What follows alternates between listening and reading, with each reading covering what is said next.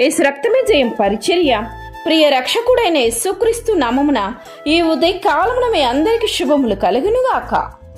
నీవు నా దాసుడు అనియు నేను నిన్ను ఉపేక్షింపక ఏర్పరచుకొంటిననియు నేను నీతో చెప్పియున్నాను.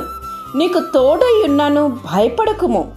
నేను నీకు దేవుడునై ఉన్నాను, దిగులు పడకుము.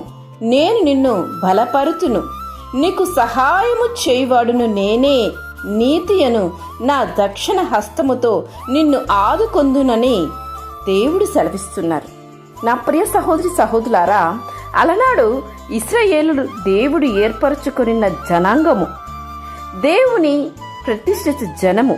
అందువలన దేవుడు ఇశ్రాయేలులతో గల సంబంధము వివరించుచు వారికి ఈ ఆదరణకరమైన వాక్కును మాటను సెలవీయడం జరిగింది. ఇక్కడ దేవుడు ఇశ్రాయేలుకు తోడై ఉన్నాడు కాబట్టి వారిని శత్రువుల చేతిలో నుండి అనేకమైన ప్రమాదము నుండి రక్షించడము జరిగింది.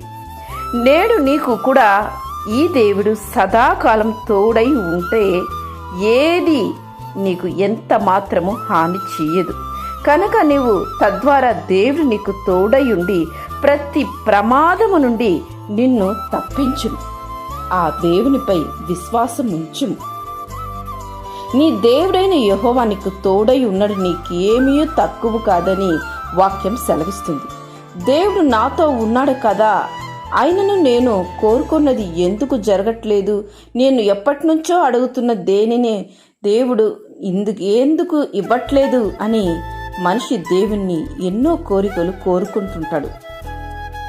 క్రమం తప్పకుండా కోరుతూ ఉంటాడు కూడా.